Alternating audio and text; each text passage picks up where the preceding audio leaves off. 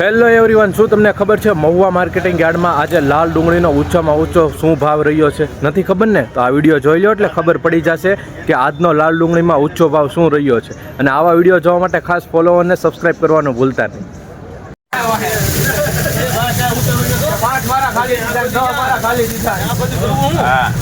મારા રોતા નાના